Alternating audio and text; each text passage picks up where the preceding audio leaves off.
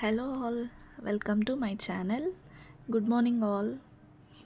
ఈరోజు పొద్దున్నే లేచి ఫ్లవర్స్ చూస్తుంటే చాలా ప్లెజెంట్గా పీస్ఫుల్గా అనిపిస్తుంది.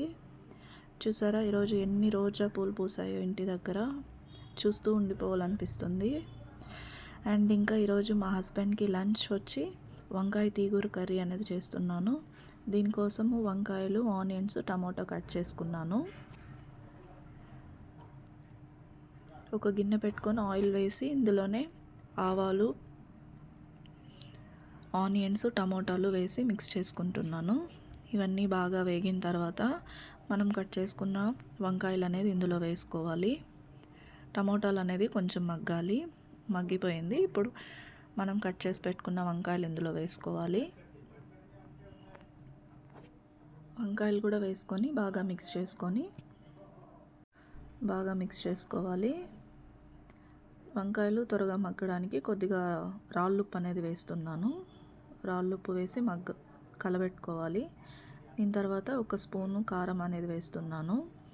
కారం వేసి మళ్ళీ ఒకసారి బాగా మిక్స్ చేసుకొని ఇందులో ఇది బాయిల్ అవ్వడానికి నేను వాటర్ అనేది మిక్స్ చేస్తున్నాను. ఒక 2 గ్లాస్ వాటర్ అనేది వేసుకుంటే సరిపోతుంది. చూసారు కదా, ఇలా బాయిల్ అవుతుంది.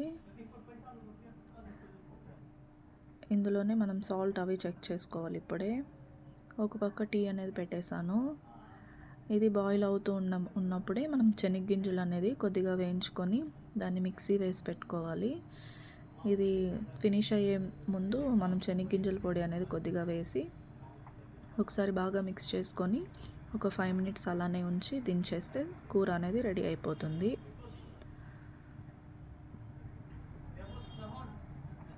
శనగగింజల పొడి అనేది వేసేసాం కదా, ఇంకొక 5 మినిట్స్ అలా పెట్టి ఆఫ్ చేసుకుంటే సరిపోతుంది.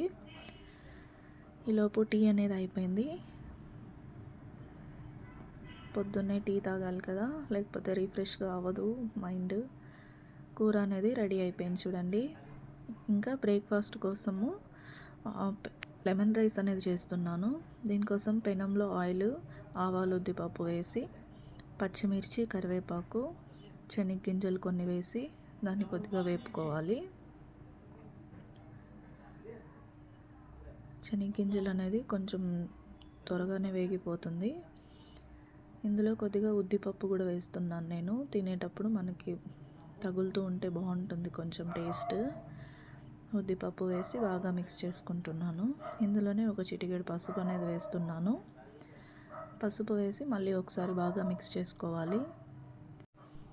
బాగా మిక్స్ చేసుకున్న తర్వాత ఇందులోనే కొద్దిగా ఇంగువ అనేది కూడా వేసాను నేను. ఇంగువ వేసిన తర్వాత దీనికోసం రైస్ అనేది కొద్దిగా తీసి ఆరబెట్టుకున్నాను. మనం వేసిన తాలింపులోనే లెమన్ అనేది పిండుకుంటున్నాను నేను. అన్నంలో అయినా పిండుకోవచ్చు, కానీ నేను ఇలానే చేస్తాను. ఇప్పుడు మనం ఆరబెట్టుకున్న అన్నంని ఈ పోపులో వేసి మిక్స్ చేసుకోవాలి. అంతే, లెమన్ రైస్ అనేది రెడీ అయిపోతుంది. ఇప్పుడు ఇవన్నీ నేను హస్బెండ్కి బాక్స్కి అనేది ప్యాక్ చేసేస్తున్నాను. Thank you for watching. నా కుకింగ్ నచ్చితే లైక్ అండ్ సబ్స్క్రైబ్ చేయండి. Thank you for watching.